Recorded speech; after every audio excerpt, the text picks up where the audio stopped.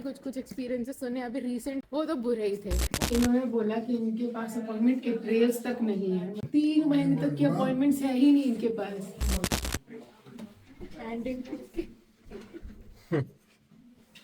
जो भी आप हेल्थ इंश्योरेंस लेते हो उसकी प्राइस अच्छी खासी है, मतलब बीमारी ना भी हो तो भी डॉक्टर के पास जाओ। डॉक्टर गिरा तो मैं एम्बुलेंस भी नहीं बुला सकता था, तो अब वो इसको सीरियस कंसिडर नहीं करते। ऑल्दो मेरा जितना मर्जी पेन है, मेरा ब्लीडिंग हो रहा है कंटिन्यूसली। जाओ चेकअप्स के लिए, कंसल्ट करने के लिए डॉक्टर के पास, और उससे बोलो कि मुझे अपने जनरल चेकअप्स करवाने हैं क्योंकि आप इतने पैसे दे ही रहे होगे। Hey guys, welcome back to the vlog. आज यस, हम लोग कहाँ जा रहे हैं सुबह से उठ के? आज हम जा रहे हैं सुम आर्ट्स। आज हम लोग जा रहे हैं डॉक्टर का अपॉइंटमेंट लेने के लिए, क्योंकि हर्षिता को अपना चेकअप करवाना है, एक जनरल सा, तो वही करने जा रहे हैं।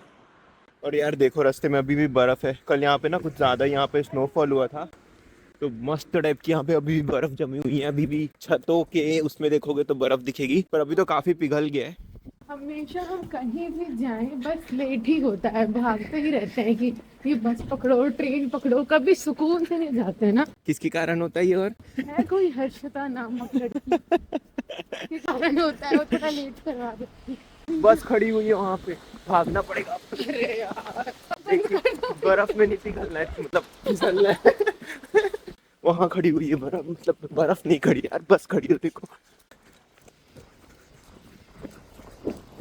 जस्ट पहुँचे। हमेशा भागा दौड़ी क्यों करना पड़ता है हम लोग को? चलो कोई नहीं, आज तो छुट्टी जाएगी बस। पकड़ लिए, जस्ट बैठे और बस चल गए। ये देखो Josef Beuys Gesamtschule. जो हम बोल रहे थे ना, बर्फ बर्फ है, देखो अभी छतों में बर्फ जमी हुई है। Let's go. तो आज का वीडियो होने वाला है मेडिकल सर्विसेज इन जर्मनी के ऊपर। तो हम भी क्योंकि पहली बार ही जा रहे हैं डॉक्टर के पास, तो हमारा रिएक्शन एकदम रियल होगा, रियल लाइफ इनसाइट्स कि कैसे होता है यहाँ पे डॉक्टर का। जो मैंने कुछ कुछ एक्सपीरियंसेस सुने अभी रिसेंटली अपने फ्रेंड्स के, वो तो बुरे ही थे। हम न्यूट्रल रहना चाहते हैं कि हम लोगों का एक्सपीरियंस कैसा होता है वो हम खुद से जज करेंगे, किसी के बातों में नहीं आने वाले हैं। और ये बेसिकली एक एक्सपीरियंस होने वाला है जो आपको हम दिखाएंगे। क्योंकि यार हम इतना महंगा इंश्योरेंस पे करते हैं, हेल्थ इंश्योरेंस। जो भी आप हेल्थ इंश्योरेंस लेते हो उसकी प्राइस अच्छी खासी है, मतलब 132 100 यूरो के तो ऊपर। उसमें तो मैं तो बोलती हूँ बीमारी ना भी हो तो भी डॉक्टर के पास जाओ। डॉक्टर, मुझे डैंड्रफ हो गया, स्प्लिट एंड्स हो गया, पिंपल आ रहे हैं, जाओ डॉक्टर के पास। मतलब पर सारी चीज़ें कवर नहीं होती, मेडिसिन भी कवर नहीं होती है। बस ये है कि आप चेकअप करा सकते हैं, एक बेसिक आप वो ले सकते हैं डॉक्टर से, प्रिस्क्रिप्शन वगैरह देख सकते हैं, ब्लड टेस्ट करवा सकते हैं, तो सब पता चल जाएगी क्या क्या दिक्कतें हैं आप। तो वही उसी चीज़ का एक एक्सपीरियंस लेने के लिए हम लोग निकले आज, है ना। मैप तो बोल रहा है कि हम पहुँच ही गए, यहीं कहीं पे होगा, देखते हैं चलो। ये भाई डॉक्टर पता नहीं अजीब से बिल्डिंग के अंदर में, ये तो लिखा हुआ है भाई, ये रशियन में लिखा हुआ है क्या? ये इनकी भाषा जर्मन कम नहीं देगी हमको समझने को कि इन लोगों ने और टास्क डिफिकल्ट कर दिया रशियन में लिखने। हाँ यार अजीब सा, पर ये टाइम लिखा हुआ है, एक बार पढ़ो देख।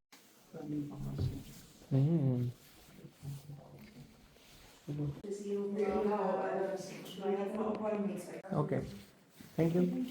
इन्होंने बोला कि इनके पास अपॉइंटमेंट के ट्रेल्स तक नहीं है, मतलब अभी से अपॉइंटमेंट लगे कि जनवरी फरवरी मार्च अप्रैल 3 महीने तक की अपॉइंटमेंट्स है ही नहीं इनके पास।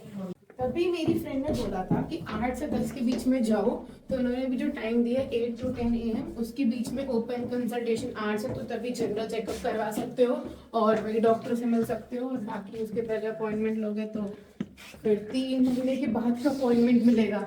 भाई ये तो गजबी सिस्टम है यार, मतलब इतना ज़्यादा, मतलब क्या बोलूँ मैं। यहाँ पे तो अगर तबीयत खराब है तो साला डॉक्टर से अपॉइंटमेंट लेने में अलग मौत आएगी। यहाँ पे तो मर जाए आदमी यहाँ पे तबीयत खराब में। तो हाँ। इतना तक के लिए अपॉइंटमेंट का तो वेट नहीं कर सकते। बाकी बर्फ अच्छी लग रही है, देखो ये देखो पूरी वाइट वाइट वाइट वाइट सुंदर लग रही है। और यहाँ पे चढ़ के स्नोमैन बना सकते हैं क्या? जा सकते हो, खुला ही तो है ये वैसे भी सब। नहीं, यहाँ पे गंदी होगी बर्फ। गंदी तो क्या है, 2 दिन पुरानी बर्फ है, वो हर जगह की बेकार ही होगी अभी तो। और अब हम यहाँ तक आई गए तो हम यहाँ पे यूनिवर्सिटी का वेलकम सेंटर है, वहाँ चले जाते हैं। वेलकम सेंटर मतलब स्टूडेंट सर्विस बोल लो एक तरीके से। हमें अपने वीजा का एक्सटेंशन फॉर्म लेना है। हमारा वीजा एक्सटेंशन भी होने वाला है, जिसका भी हम एक अलग वीडियो बनाएंगे, उसमें आपको बताएंगे वीजा एक्सटेंशन के बारे में भी। वीडियोस तो कई सारे बनाने हैं, हम लोगों ने काफी सारे वीडियो शूट कर लेते पर वो कंप्लीट नहीं हुआ था, तो आप तक पहुंच नहीं पाए। टेस्ला जा रही है। तो क्या ही दिखाओगे टेस्ला को, यहाँ पे बहुत कॉमन है। मैं ये बोल रहा हूँ कि जो वीज़ा वाला काम है ना, वो आप लोगों को अगर पता ना हो तो 1 साल का वीज़ा मिलता है, तो हमको एक्सटेंड कराना होता है 1 साल बाद। तो वो वाला जो प्रोसेस है ना, वो उसके लिए भी हम आपका एक वीडियो बनाएंगे। तो गाइस वो वीज़ा वाला काम तो हुआ नहीं हमारा, क्योंकि जो स्टूडेंट सेंटर था वो बंद था आज, पता नहीं क्यों बंद था, वो कभी कभी बंद भी रहता है। तो हम अपने दूसरे घर पे आ चुके हैं यहाँ और पे। फिर हम बस मुंह उठा के यहाँ घुस गए। मतलब कुछ काम हो ना हो, एलडी जरूर जाना है। ये छोटी मोटी चीज़ें लेने आ गए थे। बेसिकली हमको भूख लग रही थी, सुबह से खाए नहीं थे, तो हम क्रोसॉन लेने आए थे। नहीं, लेने बस 2 क्रोसॉन है। तो 2 क्रोसॉन लेने के चक्कर में यहाँ से हम 4 चीजें ले लेंगे। और वही है, वो दिखते जाता है तो लेते जाते हैं, पर आज कुछ बैग वगैरह नहीं है हमारे पास, तो ज़्यादा सामान लेंगे नहीं। अच्छी बात है कि हमारे पास बैग नहीं है, तो हम कम सामान लेंगे। नहीं तो हम तब अरे ये भी ले लो, ये भी ले लो, ऐसे हो जाता है। ये है भाई वो क्रोसॉन नस्नोगर जो हम हमेशा लेते हैं, जो हमको पसंद है। कितना सुंदर दिख रहा है यार ये सारा बेकरी।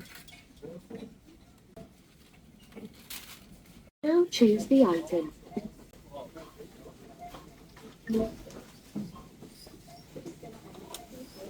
पकड़ो अपनी टोमेटन।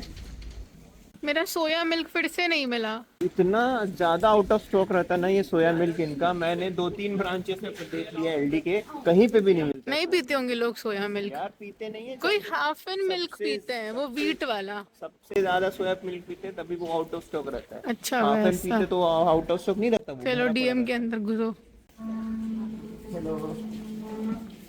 अच्छा हाँ, यहाँ से पीनट बटर भी लेना था ना। पीनट बटर ही लेना है, टोफू नहीं लेना है यहाँ से, क्योंकि टोफू यहाँ सोया पे मिल्क यहाँ मिल जाएगा। टोफू ही ले लेंगे। ये देखो गाइस, जो मुझे दुश्मनी निकाली जा रही है। आपको व्हीट का मिल्क मिल जाएगा, ये बरिस्ता ड्रिंक जो भी है, कैश्यू ड्रिंक मिल जाएगा, आलमंड ड्रिंक, सब ड्रिंक। और ये देखो क्या है, सोया मिल्क सोया मिल्क। एक पैकेट है। एक बचा था सिर्फ, किस्मत में नहीं है हमारी। ये देखो दोस्तों, बोला था कम सामान लेने, इसको मेरे को मोटा कर दिया देखो। इसने ही बोला ये मेरा सोया मिल्क का पैकेट है, पूरा जेब में घुसा लिया इसने। बोला भाई, मेरी जेब हाथ- में बहुत जगह है, बहुत जगह है। नहीं जगह है, बहुत जगह है। घुसा हाथ हाथ ठंडे करने से अच्छा यार जेब में रख लो। अब भले 2 मिनट मोटे दिख लो, वो भी एक साइड से मोटा ना। किसके हाथ बचे ये बताओ। मैं तो यहाँ पकड़ी हूँ। तो तुम्हारी गलती है ना, पॉलीथीन को तुम ऐसे पकड़ लो कि हाथ अंदर जाए जेब के। नहीं पॉलिथीन ना फट के गिर जाएगी। इसमें पीनट बटर का है ना, कांच की शीशी, इधर हो जाएगा उसका। चाटना। तो अभी बस हम घर पहुंच रहे हैं, और शाम को अगर हमारा दोस्त आएगा तो हम उसकी आप बीती आप तक पहुंचाएंगे। तो इसका जो दोस्त आने वाला है वो मतलब बताएगा, उसके साथ अभी रिसेंटली कोई एक ये एक्सपीरियंस देखो हुआ था। बर्फ पे धूप, धूप से निकल के तो मैं बोल रहा था कि सर्फ उस ऐसा लग रहा है अरे ना। चुप। मैं बोल रहा था टाइप से लग रहा है ऐसे एकदम।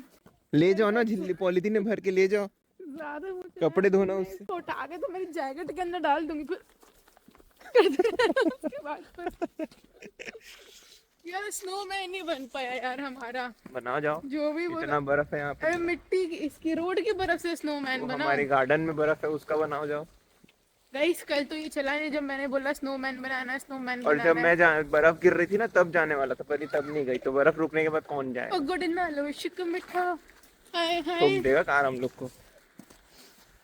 बाकी हम घर पहुंच गए हैं, मिलते हैं आपसे फिर थोड़ी देर के बाद। चाबी उसी में है। अरे यार मेरे पास है चाबी, रुको।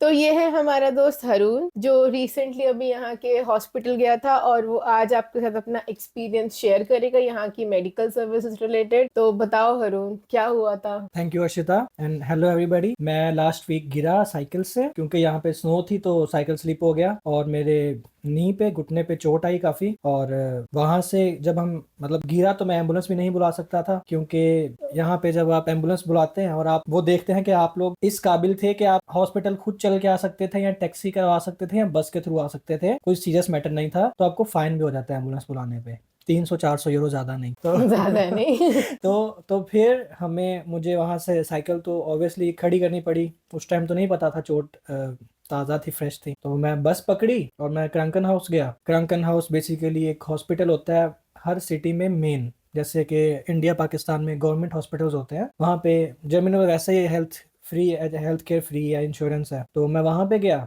उसके बाद वहां पहुंचकर तुम्हारा फर्स्ट स्टेप क्या था? क्या वहां पे रिसेप्शन में जाके तुम कह सकते हो कि मुझे चोट है, प्लीज मुझे डॉक्टर को दिखाने दो? नहीं, ऐसा नहीं होता ना, जैसे हमारी कंट्रीज में होता है कि तुम्हें तुरंत डॉक्टर मिल जाता है, बट यहाँ पे तो बहुत ज्यादा अपॉइंटमेंट का लफड़ा चलता है। तो तब क्या हुआ तुम्हारे वहां पहुंचते ही साथ? अपॉइंटमेंट का तो प्रॉब्लम होता है, लेकिन जब आपको ऐसे अचानक से कोई अनप्लान्ड चोट लगती है या आपको मतलब कोई ऐसा छोटे प्लान नहीं अनप्लान्ड ही लगता लगती है। तो वहां पे ऐसा होता है कि रिसेप्शन तो होती है। तो और प्रॉब्लम जर्मन का भी होता है, अगर कोई सामने इंग्लिश नहीं उसको आती तो आपको इशारों से समझाना पड़ता सबको है, जिस इशारों में तरह समझाते रहो, मुझे जिस चोट तरह लगी मैंने है, दुख रहा है तो पैर। जितनी मुझे जर्मन आती थी वो इंग्लिश नहीं बोल पा रहा था, तो मैंने उसको टेटनस बोला, तो उसको पता ही नहीं टेटनस क्या चीज होती है, इंजेक्शन हाँ, कि बेसिकली मैं तुम्हें लगवाने गया इंजेक्शन था। चाहिए था। हाँ, तो उसने मुझे बोला कि तुम्हें चोट लगी है तो तुम इस जगह पे चले जाओ। हम्म। मतलब उसने मुझे जगह बता दी, मैं वहां पे गया तो ऑलरेडी वहां पे एक पेशेंट खड़ा हुआ था, वो 15-20 मिनट बातें करता रहा जर्मन में उसके साथ, और फिर जब मैं उसके पास गया बताने के लिए तो उसने कहा कि मुझे इंग्लिश नहीं आती, जर्मन में बताओ। फिर मैंने उसको अपना वाउंड दिखाया कि मुझे ये प्रॉब्लम है और मुझे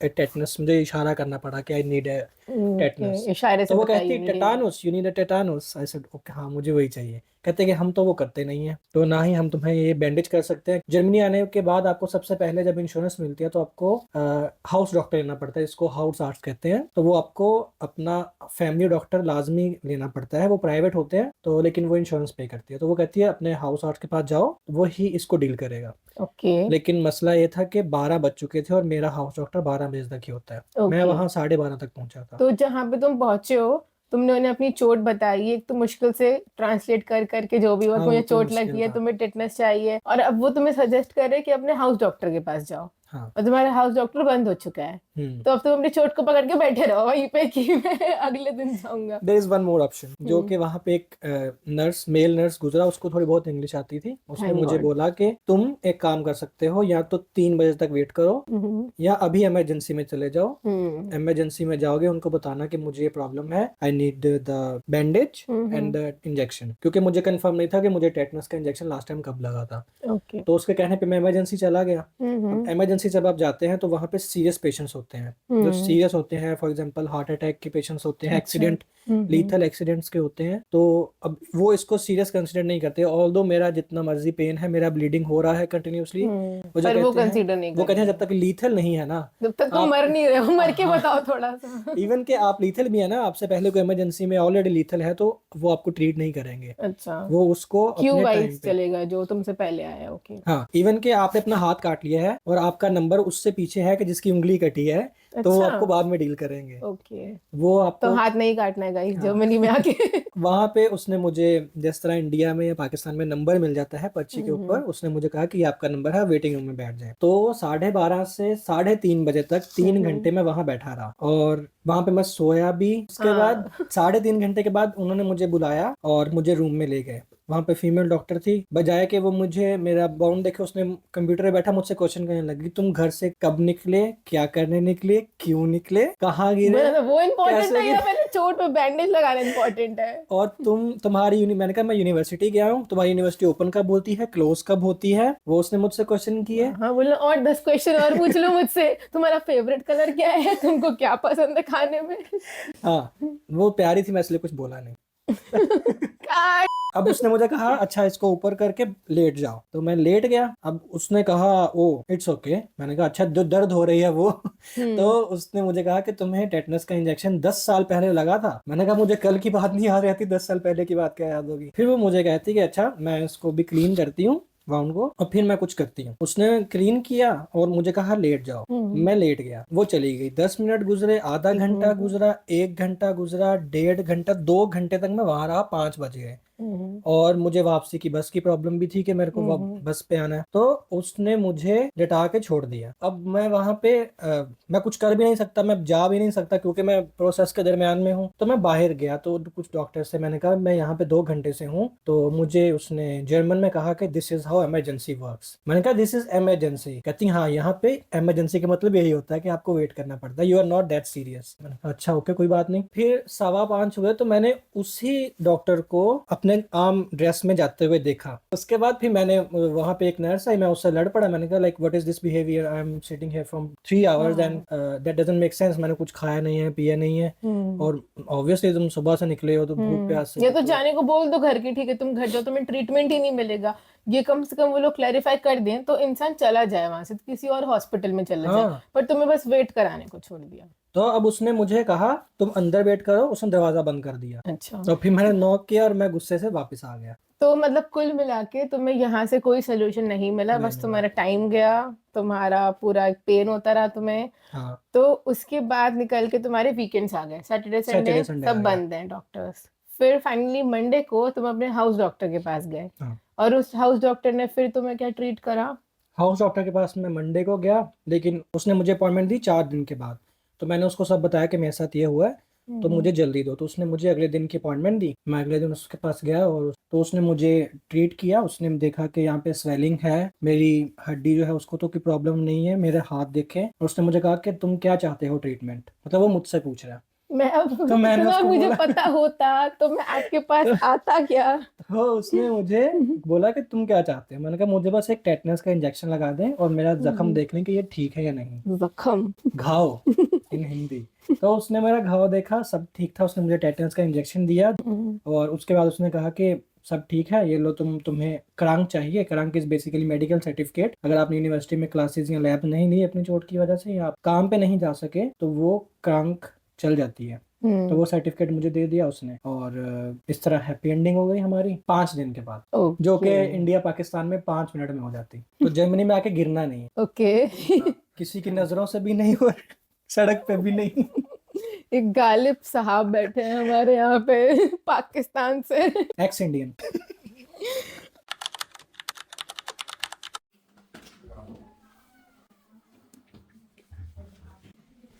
कैसा था एक्सपीरियंस?